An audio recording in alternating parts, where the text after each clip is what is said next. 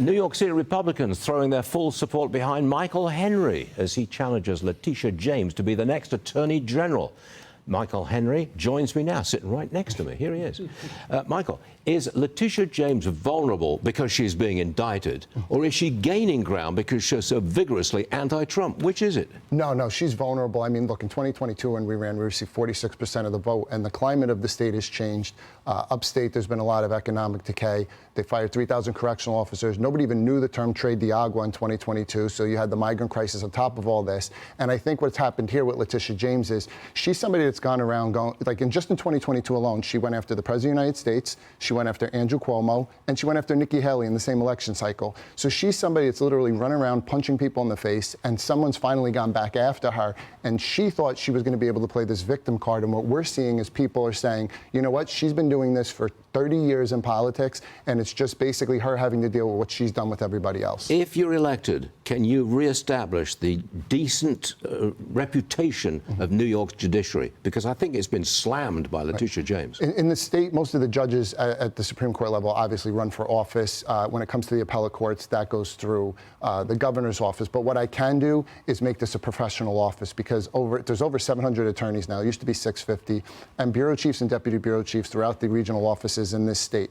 And what I have the discretion to do as the Attorney General is to remove those individuals that are not, to me, this office is simple. You're the people's attorney. You're not the Democrat Party's Democrat National Committee's enforcer. And what you do is you put bureau chiefs and deputy bureau chiefs in to oversee industries that they understand. You work in conjunction with local and federal law enforcement, and you make sure that people check their politics at the door and they follow the rule of law. And in my administration, we're going to have a competency test. And if you can't work in this office, streamline it, and make it efficient, you're not going to have a position in this office. A competency test? Correct.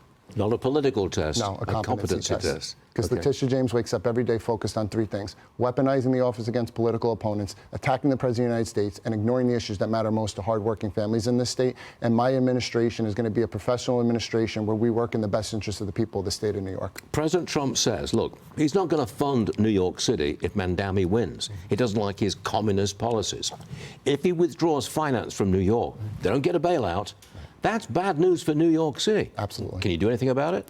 Well, what we would do, obviously, with a Republican governor, Republican AG, is obviously have a line of communication with the White House. And I think that's the key here, because we see right now, and look, forget about the fact that this kid's a communist and an anti-Semite. He's 33 years old, never had a real job. So when there's a blizzard and he has to get the sanitation trucks out, there's civil unrest, there's a structural collapse, the subway's flooded because of a hurricane. Does anybody think a practice smile and a word salad is going to be able to run this city efficiently? We don't even know who his deputy mayors are going to be.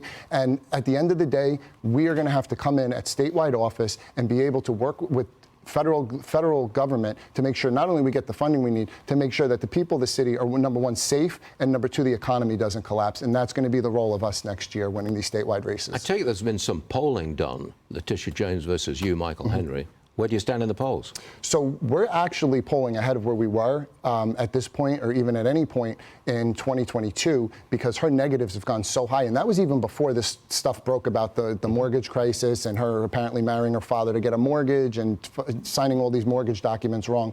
For quite honestly, we knew this existed, but I think now, because we have President Trump, who could put out on Truth Social a statement, and now the whole world covers it, the resistance to covering her and her bullying people in some parts of the media doesn't work anymore. So people are seeing her for what she is. They don't like what they see, and then they see her go out there with Mamdani screaming unhinged at a rally, and they say, we don't want this. And it's not just Republicans and independents. There's a lot of common sense Democrats, especially in the big cities in this state, that have had enough. And when we focus on crime and economics, that's going to be able to bring them across. Common sense Democrats in New York City. That's an interesting phrase, turn of phrase. Michael Henry, thanks for joining us. I appreciate it. Good luck to you, sir. Thank you.